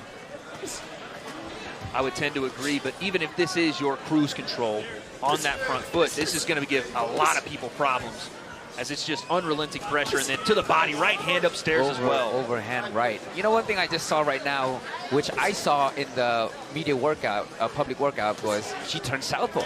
You know, she just did it just a couple times here, or just a couple seconds, you know, but she's trying to do something different now. You can see how she is constantly thinking. Dudek trying to, again, postulate out that jab. Right hand behind it to keep the pressure off, but it's just not working at the moment as Bree Howling continues to move forward. Last few seconds here. Great head movement from Howling as she stands right in front of Dudek without being right in front of her. The old Canelo Alvarez, he can be 6 inches, 12 inches away, but somehow he's still not in arm's reach, Nonito. You know, one thing that I want to see is when she does that, is to counter right off the bat. Absolutely. You know, because we know that the miss, when you miss the punch, it sets you up for a counter. There you go. She's turning southpaw. You know, something that I've never seen her do in all the fights that I've seen her. But I did see her in the public workout doing that in the mitts. It's a nice combination there from Beata Dudek. Yes. Staving off the pressure and landing some shots of her own. I like what you said there, Nonito, because as much as we've seen defensive work from Bree Howling, it would be what we talked about, that next level to punctuate it with some offense. And maybe some moves like that, Dan Canobio. Whose mom is that? Listen, I don't know whose mother that was, but she was getting down here at Most Valuable Prospects number 8. And as we head into round number 7, Bree Howling looking to put Beata Dudek down on the canvas. She comes out aggressive with a nasty left hook to start the round. You know what I want to see is the rolling hook from Howling. I don't know if they've trained her to do that, but the rolling hook, just like Joe Frazier. Oh, wow. You know, I think that would land, right? Joe Frazier would be amazing to see. I do think it will land. Everything's landing now. Because she's rolling, right? She's rolling, but she's not doing anything after the roll. So after that roll, throw the hook. Right, throw the hook. Jab to start it off. Well, the corner's right next to us. You can probably tell them. Yeah, Nonito, if you want to step aside there and just, kind of whisper it in there. You do corner. You are a trainer. Yes, yes. Right hand to the body there. But you're right, though, Nonito. A little bit of creativity goes a long way, and if that is in the arsenal, we're late in this fight now. Right. Hasn't shown it. Might as well go to the bag here. Right. You know, every fight you got to learn. You know, unless it's the big fight, then you got to be really focused. But nice left hook there from Dudek. And Nonito, when you were coming up, how many times in a fight, that you were, let's say, seemingly ahead in, did you try new things and maybe pay for it in some cases, but maybe not? How many times were you in that position? You know, I've always tried to do something different, early on. Anything you just winged out there? Like, well, I haven't trained this, but here we go. Yeah, I'll try, because I'm a mimic. When I fight, I'm a mimic. So I'll mimic Roy Jones. I'll mimic all these guys, you know? So I'll try something out just for the heck of it, and then I'll do my thing after that. And you start throwing down the absolute bombs right after, yeah. Right. Here we are again once Howling steps forward. Dudek steps back. It's been a dance for 7 rounds, one that is going the way of Bam Bam Howling as she continues to pour on pressure. A right hand to the body to end the round there. A little bit of a snarl there at the end of the round for Howling. I don't know if that's frustration or determination, but there's some vitriol in those shots. If you want the finish, we're going to press and go for it. But don't get sloppy, right? I still need you to have your head moving as you come in, and I still need the jabs as you come in, right? So you can see now you have her. She's right there. Yeah. That's something that her Bree's coach is saying. Do not be sloppy. You know, you got to be composed, you got to be focused still. Yes, he said, don't. We want to go for the stoppage, but don't be sloppy. Yes, let's go for the exclamation point. I don't know why you would wait to the 8th round, but last round. At this point, maybe they felt they've broken down the movement enough to keep her in one spot potentially, and/or again, maybe there's just that next level we haven't seen. And instead of wasting it early, we're in this 8th and final round. But we will see a pressing forward of Bree Howling here in this 8th, and nice up jab to start the round there. You know, I think for Bree Howling is instead of just coming forward right there, just have her trap your opponent. Look at that double left hook, and then again. He's keeping that distance. But right good hand straight to the body. Yes, good straight right hand. What you haven't seen, and by the way, we've gone 8 rounds here. Very impressive, by the way, in your 7th fight. What you haven't seen is a fall off in the speed or the quickness of Bree Howling. She has been at that same level, and maybe even stepped it up a bit here than we've seen in the last couple. And I think that's, look at that head movement. That's more impressive, I think, than maybe anything else, that she's been able to fight at this level for 8 rounds consistently. That's right. Just shows a lot of beautiful left learning and experience from her. There's a right hand to the body, and it's like you talked about, Nonito. Wow, that head movement was great, and the footwork and the pivoting out is so smooth. You would like to see that violence behind it, right? That right hand, that left hook, whatever it is, right there on the end of it as the opening presents itself. You know, and I think that's something that she'll learn to do is when to throw those big shots and when to throw those combinations. Last 30 or so seconds here in this 8th round. Howling's corner said we want to press for the finish, but do so patiently. If it's there, take it. Can she take it in these last few seconds? You know, I think the next thing that she needs to do is how to set up traps, you know, and allow the opponent to reach in and counter from there. She can do it. That's next level, right? Skills, yes. She has the skills. Set traps. Set traps. Hands are free, ladies. Fight out of that. Last 10 seconds. 10 seconds. I like the little veteran move there. A little pull on the elbow to turn the clinch and then separate throw punches. That's a little slick when you learn in the gym, Nonito. And there it is, 8 rounds in the books in this bantamweight matchup. It goes the distance between Bri Bam Bam Howling and Beata Dudek. Good rounds for Howling. She's going to keep that spot in the WBA rankings, if not rise a little bit there. Would like to have seen her step on the gas, but like we said, the cruise control, the autopilot, whatever word you want to use, it's really impressive from Bri Howling. Very flow state in there, very natural movements. Really love the jab, too.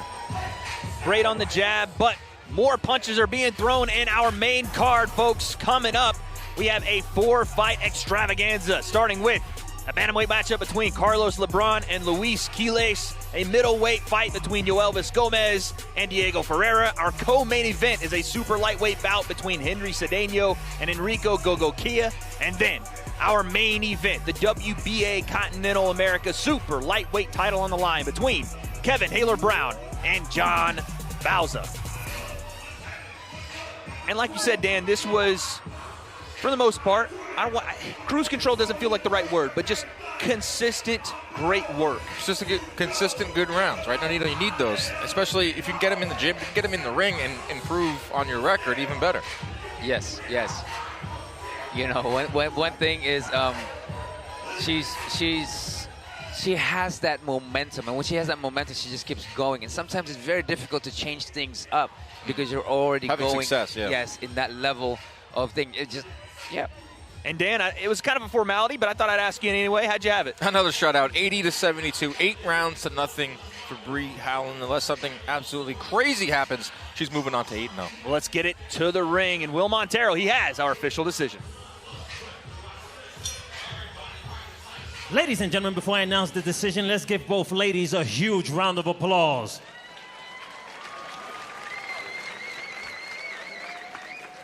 From inside the beautiful Caribe Royale here in Orlando, Florida, after 8 rounds of action, we go to the scorecards. Judges Eric Larson, Alexander Levin, and Rose Lessin see it identical across the board at 80-72.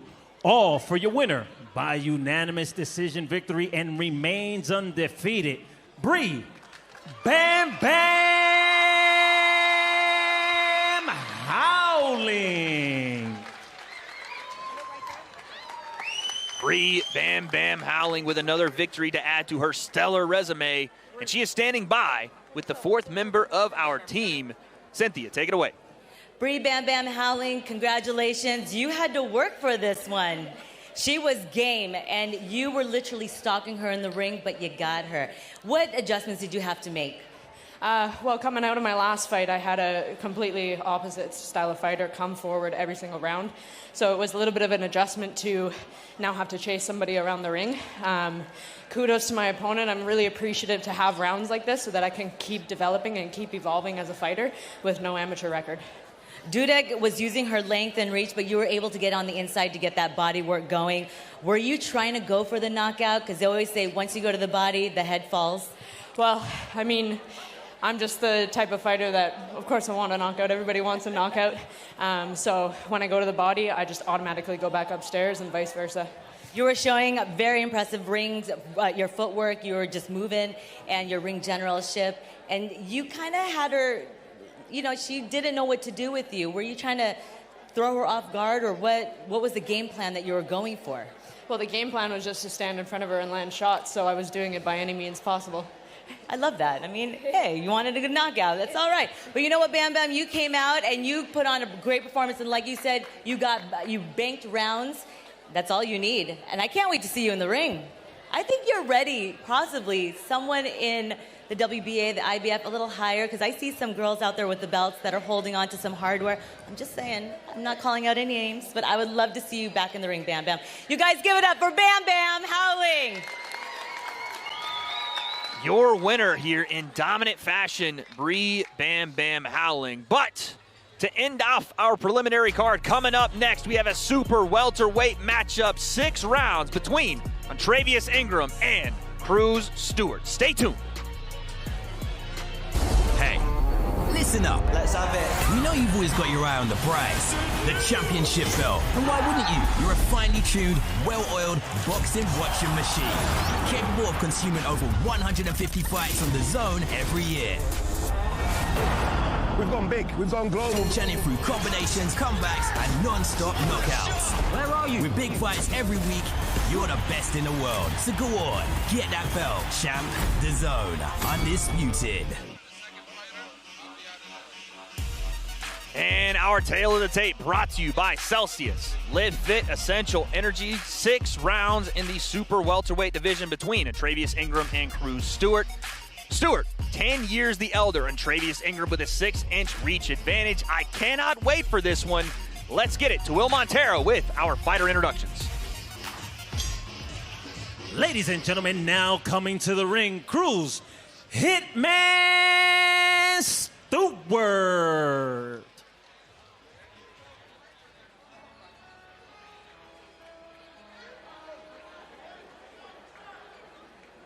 Anyone who comes out to Renegade. I was going to say, I thought you were going to let it hit the beat hit first, but I love it. I'll let it hit. Wait, nope. It's a switch up on Switch up. I was about to say Renegade. One of the few times, the only time, Jay-Z and Eminem got together on a track. Who won? Eminem. Eminem bodied. Stop. Yeah, we know this. Hey, he gave his opponent a stink eye.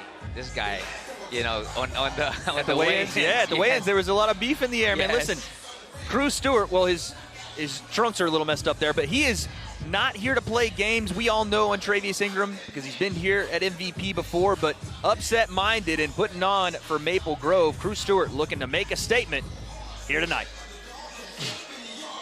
And his opponent now set to make his way to the ring from Kissimmee, Florida, the undefeated and Travius Ingram.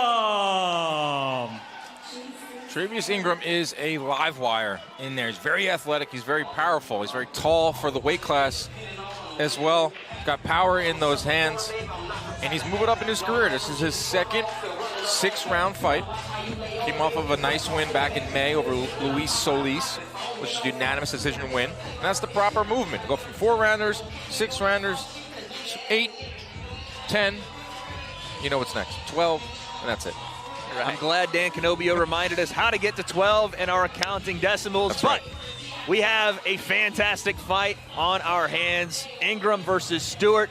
Back to Will Montero.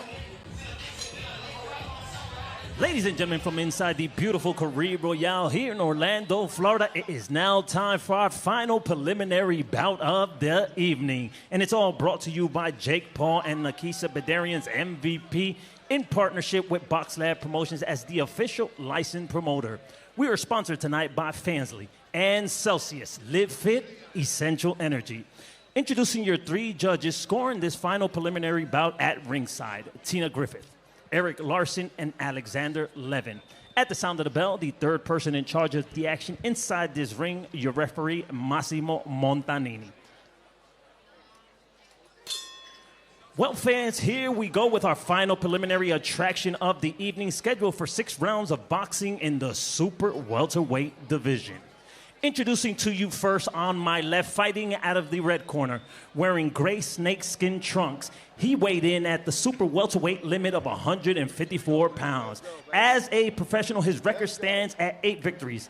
Opposite 3 defeats, 6 wins coming by way of knockout. Fighting out of Maple Grove, Minnesota, ladies and gentlemen, introducing Cruz Hitman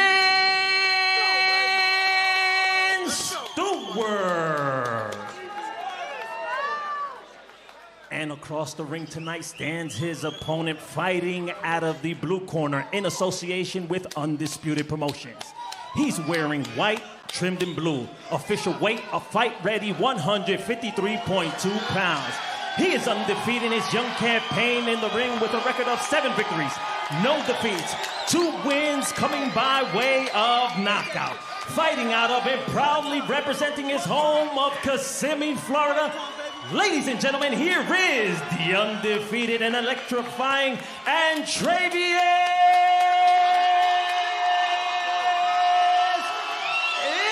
Ingram. Once again, your referee Massimo Montanini will give his instructions to the fighters. Okay, guys, here we go. Respect the rules and respect each other. No low blow, no holding, and no hit behind the head. Touch him up. Good job. Here we go, gentlemen. 6 rounds in the super welterweight division, the main event of our preliminary card, and the crowd is juiced. Hometown guy. Yes, a lot of Ingram fans in attendance. Cruz Stewart looking to play spoiler tonight. Coming off of the taller Ingram. Yeah. We've seen Antravius Ingram before. He likes to get started quickly, Dan. Quick starter, live wire, like I said. Look at the reach advantage. Look at he's pumping that jab out there as a rangefinder. Really exciting fighter. And Nonito, like you said, in the weigh-ins, both guys oozing confidence. And you saw even hitman Cruz Stewart walking out here like he had nothing to lose. He thinks he's going to play spoiler here. How important is it for Antravius and for Cruz Stewart to get out to a fast start and get that confidence even higher? That's the thing with these guys. You know, none is afraid of the other. I think that whoever imposes their will from the very beginning will be eating this fight. Both guys landing big time right now, Dan. Cruz Stewart is very squared up. He's going to be eating some punches here from Ingram. He's going to keep that defensive posture. Good body shots. Good straight from Ingram. Antravius Ingram, once again, big shots upstairs and down. Cruz has been in there tough. He fought Kyron Davis and Elijah Garcia back-to-back. Those were some big names at 160. Great left hand there again. From Antravius Ingram. And again, if I can remember correctly, the last time we had Antravius on prospects, we are just getting busy here in the pocket. You know, that might be a little bit dangerous coming in there. I was just going to mention that, Nonito. Last time we had Antravius here, one of the things we saw during the fights was that he didn't necessarily utilize that range like maybe he should have, and he wanted to get in and get inside and throw some hammers. Well, you see that a lot in boxing. You see a lot of guys that have the range and they have the reach advantage, but they smother their work. We'll see if Ingram worked on that since his last fight with us, which was against Orleanis Licia, which was a shootout back in 2023. One thing that I noticed with Ingram and the way he's fighting and he's very stagnant is because you see his feet. They're not on their toes. They're flat. So what happens with Ingram is he just sits down on the punches. It's hard for him to just step out. And I think this is why we see him fighting inside. A very short stint there in orthodox stance as well for Antravius Ingram. He goes back to southpaw, and here comes Stewart with some big-time shots to the body. You know, right now, it's every man for themselves. You know, it's a game fight. Anybody can win this fight. Beautiful uppercut right there, Ingram. And then a left hand to the body from Stewart. Ingram comes back with a right hand upstairs. Uppercut, Ingram. Some big shots landed here for Antravius Ingram. He's looking to separate and land. Continues to work to the body.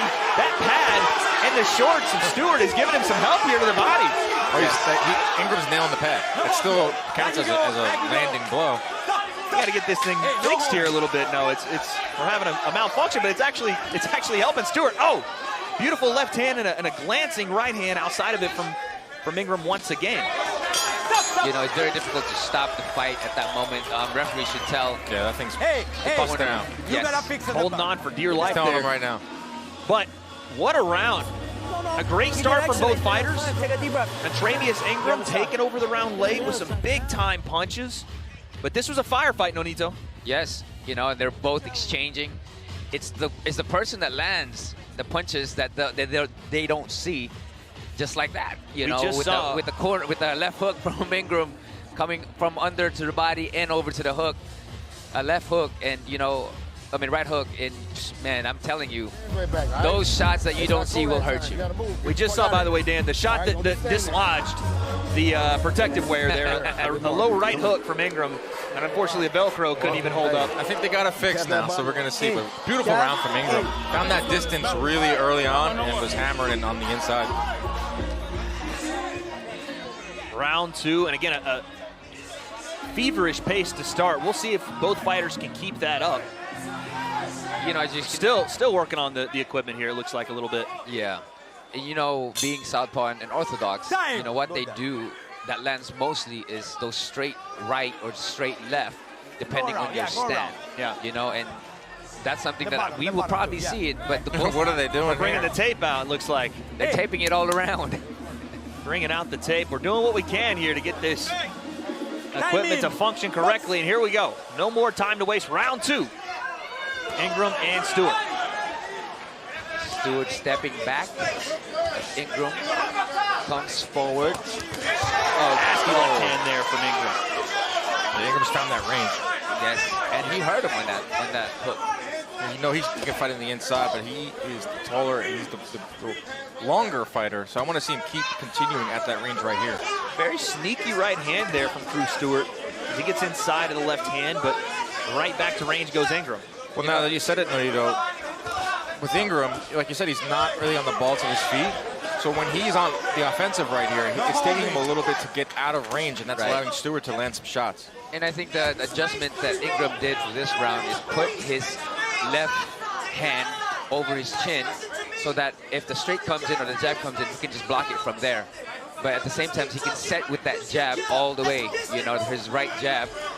And when he gets attacked, he has that left hand to cover for in the middle. So that's a big adjustment for him so that he doesn't get caught with silly punches, I guess, or punches you don't see. And Dan, you know, we talk about a little bit of the squared up stance of Crew Stewart, but that awkwardness sometimes lends to be a benefit for fighters, and it looks like right now that's kind of the case. He's avoiding some big shots here and then landing some right hands of his own just based off the fact that this movement's a little awkward. Yeah, Stewart is definitely awkward in there. He is not a conventional fighter by any means, but standing that squared up and that straight against a powerful puncher like Ingram is a very dangerous game. He's caught with a short right hand there as well. One thing I like about what Ingram is doing right now, he's just stepping back and keeping that same distance where his power is at the best. Body work there with Ingram. Now he's trying to pour it on. Those body shots have got the attention of Stewart. Travius Ingram digging to the body. He's going to the well again. Uppercut Ingram. Uppercut. And Stewart tries to go high guard and just walk through these punches, but he is absolutely feeling those. And again, super high volume, a feverish pace in round 2 here. Still 50 seconds to go.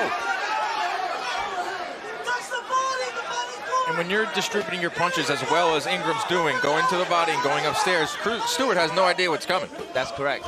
Oh, another big-time left hand to the body, and that one might have hurt. As Stewart, again, looks like he's just... Oh, right hand, Stewart! See, there it is. Flush. There it is, He's not getting out of the pocket. Yes, and that's the thing about the way he's fighting in that distance. You can get cracked with something, and because you're so focused on throwing your punches that it comes over, and it hurts you because you don't see it. That's that game you got to play. When you want to be an offensive-minded fighter, you got to know when to get out of the pocket. So it's like in football, pocket presence. Like Ingram has to know, like, I can't be in here too long. I do want to land. I got to get out. Yes, and I think the way he started this round is something that he should finish with and fight throughout the fight. A very interesting round there. I would still say Travius Ingram looked better in that round, but something that Crew Stewart is doing, and I don't know if it's on purpose or not, but there is a lot of awkward movement that's given trouble to Travius Ingram, and while he wants to land those shots on the inside, he's given up that reach and sometimes paying for it in a big way. I don't know if we could teach that awkwardness. I think that's something only Crew Stewart. It's like one-of-one unique style of fighting. But like lead right hand lands right there because Ingram staying in the pocket. Yeah, but Stewart's had some success in that round. I definitely think it was an Ingram round. But Stewart woke up a little bit. Absolutely. And as you go through this fight, Dan, you're seeing a pace that I don't know that we can keep up for 6 rounds. Who do you think that benefits to fight this way? Because I look at the Ingram corner, and I think, you know, a taller fighter, big for the weight class, this might not be the fight you want to have against a guy that is a little shorter, that does want to be rough and tumble in the pocket. I think Ingram is conditioned better. I think he can go the full 6 at this rate. That's just my opinion. Well, the thing is, when you're throwing a lot of hard punches, you get tired fast, you know. And I think that Ingram, being a taller guy, he should learn how to post with his jab. Post in football would be a stiff arm, you know. But that's what he needs to do. You got good straight hand there. Right left hook from Cruz Stewart. I love the football references tonight, gentlemen. It is football season, and you can check out your NFL action live on DAZN. My Giants are going to go undefeated. You heard it here first. You said defeated. They're going to go fully defeated. New York Giants, 17-0. 17-0. Speaking of Giants, that was a giant left hook to the body there from Cruz Stewart. Had some success to start this round. You know what I see with Stewart is he's stepping back a little bit, but he's having Ingram reach and then countering from there. I think that's a great move for Stewart. He's stepping back, and then Ingram will reach, and then he'll go. Nonito, if you're fighting a guy that's as squared up as Stewart is, where are you aiming? What's your game plan? Good shot to the body. Game plan would be to shift off. Shift, throw it, you know. Both fighters land there. Nasty left hand to the body from Ingram, but a short right uppercut. Stewart's got those short, choppy punches down pat. You know, you almost don't even see them. You know, you get guys like this who's just in front. You got to shift. You got to get out of. You got to be lateral movement. Just how he's doing it now, moving around. But throw that jab again from Stewart on the attack. Yeah, but Ingram's he's gonna be open for those shots. Nice left hand, Ingram, straight through the guard. Good body shot as well. We're seeing both fighters land simultaneously here in the exchanges. And wait, to answer your question, it seems like Ingram has slowed down a tiny bit on offense here. He's not throwing the same amount of punches as he did in rounds 1 through 2 to the naked eye. Well, he is counting those shots now. It's not just like he's throwing them all over the place. Each shot has some oomph into it. You know, it's meaningful. It's not just throwing it and trying to knock somebody out. This one is, I'm going to hurt you. I'm going to slow you down. Different speeds. Yes. I'll tell you what, there's great work in the last 30 seconds or so from Travius Ingram. He's capitalizing on it with left hand. Stewart looked wobbly in the sequence before that. He's on some jelly legs right here. Under a minute to go. Like Ingram. I said, those body shots will open up the head, man. These last 30 seconds, Ingram looking to really cement himself here at Most Valuable Prospects. Digging to the body. Right hand upstairs, Ingram. Stewart's ready to go. His mouth's open. He's breathing heavy. Uppercut, Ingram.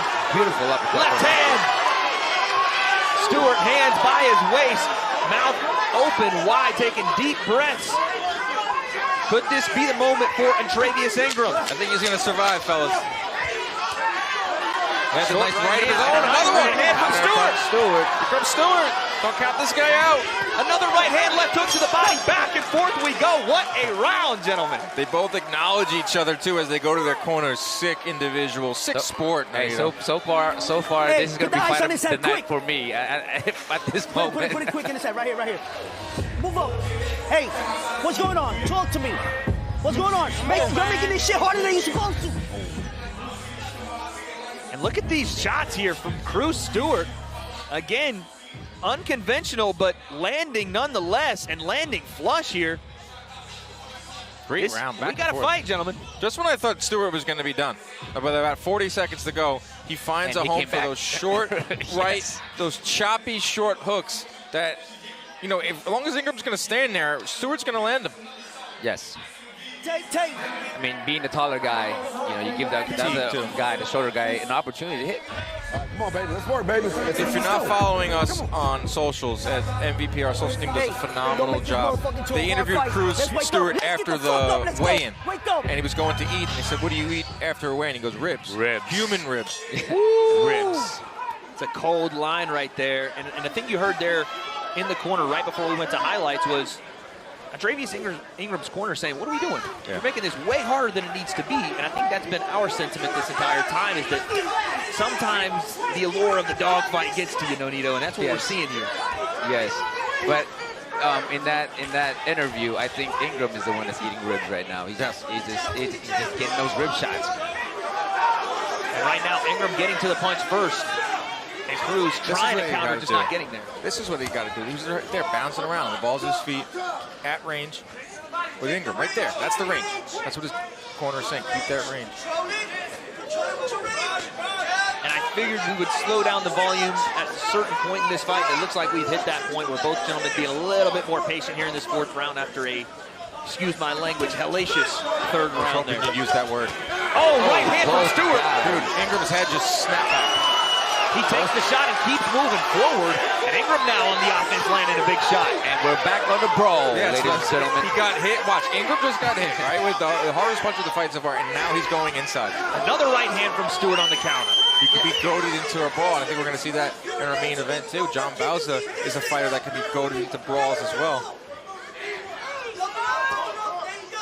Now Ingram trying to reestablish that range, and then Drew Stewart almost has a football tackle on his hands there. This is not just the natural temperament of a fighter, right? He gets cracked and he tries to make up for it by going inside and throwing. You know, it's the wrong move to do, but a lot of guys do that. You know, they got the pride going, and you know, for them, their ego is hurt, and they want to show up and like, I'll get you. I'll get you back. Right hand there from Travius Ingram, and then a counter from Stewart. As Oscar De La Hoya would say, your ego is not your amigo. Clapback Thursdays. Yes. I'm not watching those videos. Oh, nice good right hand to the body. We felt that one. Taking steps backwards now, Stewart. Ingram pouring it on, right hand Ingram, and he goes down. Huge knockdown for Travius Ingram. It started with the body work, then he moved on up like the Jeffersons. What a shot there. Okay? And I don't know if Stewart Look at me. Look finally at me. You okay? Go down and come gets back. to his feet. Really smart knee there from Stewart. Come back. Take some time. You okay? Use that Very smart. full. Very smart. No, fighters don't do that. Take a knee when they're hurt. They try to be tough and hop right back up. But Stewart all 20 that seconds time. left. Can Ingram pounce? He's looking to move forward, change to orthodox stance here, looking for the finish. The corner is screaming for the body work. But here comes Stewart trying to fire off what's left of his gas tank. I like that Ingram's still using the jab too. Right hand to the body again, Ingram. You know, even though you block the body shots, and another right hand. If you're hurt with that body, it hurts regardless. That lingers, right? Oh, man. Just because the round's over doesn't mean it's not going to linger, that pain for Stewart. When you get hit hard in the face, you get dizzy and all that stuff, but when you get hit to the body, forget about it. Huge round there in round number 4 for Travius Ingram. He finally breaks the levy, gets the knockdown, and it started, like you said, Nonito, with that body work. You work that body, the head falls, man. And you can see it.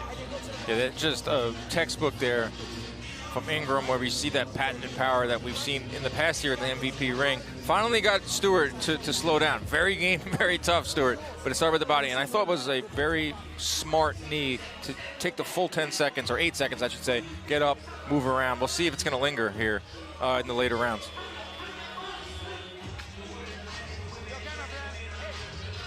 On Travius Ingram's corner turned into their own boxing session over here beside us, screaming for the body work.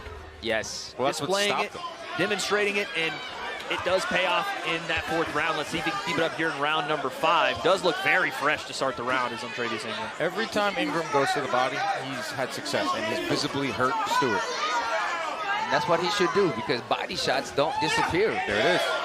Another right hand, then a left chopping hook to the body. 3 body shots right there, Wade. Oh, good body shot. Tries to follow up with his own. Looks like the cobwebs, or at least maybe the gas tank is replenished there from Cruz Stewart, handling that body punch in the last round well now. But like you said, Nodito, you can mask it, but it doesn't go away. It never does. That pain is still there. Every fighter has been there, and they know that thing will last you until the night, and even tomorrow. I love when they say, like, a fighter, he doesn't like getting hit to the body. Like, what Who fighter does? Yes. Who does? Oh, that's funny. It's like Keith Thurman. They always said about Keith Thurman. Doesn't like getting hit to the body. Look at this forward attack from Ingram. Working in the clinch. Heading to the body and then upstairs with the left hand. You know, this is where you use the football term, stiff hands. Another one sends it to the canvas. He just went there. Once again, the body work, consistent, not flashy, but getting the job done. Short left hand to the body from Ingram, and then the right hook behind it. Sends Cruz to the canvas. Yes or no? Wait, no. I think Stewart's having some issues here, and that's going to be it. That is going to be it. That body shot, again, it doesn't disappear. It will always be there, regardless of how big or how strong the punches is. When it hits the spot, that's it. Travius Ingram took the absolute air out of Cruz Stewart. Look at this. Pushing it. That was it. That was his it. Short and sweet. Not flashy, gets the job done. Every time Ingram went to the body, I would say from the mid-rounds on, he had visible success. You saw on the look on the face of Stewart slowly start to deteriorate until he got out of there. And for Ingram, he moves on to 8-0, another stoppage for him. Really good-looking young prospect we got here. Absolutely. Once again, Travius Ingram putting his stamp on most valuable prospects and doing it in a different variety. We've seen him, like you said, be very wiry early in the fight, but he had to carry that power late, Dan Canobio, and he did so not just upstairs, not just headhunting, but even in a firefight, looked fresh and finally got to stop. Yeah, he showed a little bit of everything there. Like, clearly he likes to fight on the inside. I think what's going to be tough for him is learning and staying consistent at range and using that distance. And like you said, you showed me, was being more on the balls of his feet and being a little more defensively sound. And one thing that he did was he listened to his corner, and they went and focused on that body shots, and that's what it is. I think that's one thing to learn for him is there's listening and trusting his corners. And we've seen taller fighters like a David Benavidez be able to fight on the inside just as well as he fights at range. I think, you know, that's a great prototype to have, but you need to have both, right? If you're going to be... You gotta have that internal clock. You gotta know when I need to fight on the inside, when I need to. That's what separates like prospects from contenders from champions, is knowing when I need to fight inside, knowing when I need to fight at range, when I have to get out of the pocket, and that comes with experience. Yes, especially with the jabs. The jabs, you gotta step back. And one thing that he was doing that I like was he was stepping back, and that's what was able for him to land and see where to hit and what to hit, you know, and that's something that, again, a learning experience for Ingram. That's what we do here at Most Valuable Prospects in a way that really no one else does. You're getting fights where B-sides become A-sides and A-sides are pushed to their limit. This is the Prospect Series you want to keep your eyes on here live on DAZN. We're in our 8th iteration, but boy, it feels like every time we're here, we found a new star. Speaking of, let's send it to Will Montero. He has our official decision. Ladies and gentlemen, your ending comes at 1 minute and 31 seconds of round number 5. For your winner, by technical knockout victory and remains undefeated, from Kissimmee, Florida, and Travius Ingram. Putting on for the city of Kissimmee, putting on for his family, got the toddler there in his arms, your winner. And Travius Ingram is standing by with Cynthia Conte. And Travius, congratulations. You've got pretty much all of Kissimmee right here cheering for you with what you worked for that win. Oh, yeah, man, I did what I was supposed to do. I could have made it easier and just box around, but I like to beat on people. You said it's me versus me in the ring. Oh, yeah. It's me versus me, you know. I made a couple mistakes, but I fixed it right then and there. But there's no room for mistakes. You said you wanted to make it, you could have made it easier just by boxing. Why did you want to fight on the inside? Because Cruz was coming up and countering you body shots, and you were getting hit with those body shots also. If you hit me hard, you better be able to take what I can hit you with. Just like that. Were you trying to go for the knockout, or was your team trying to tell you, let the knockout come to you? Oh, I wasn't even going for a knockout. I was in the zone. I just like to fight. All right, and he took 2 knees. What did that, oh, is this your baby? Who's this? Oh, yeah, that's my son. That's in Travius Ingram II. All right. Well, your biggest fan, congratulations. I don't want to scream in his ear. Congratulations on Travius. Oh, man. You guys give it up.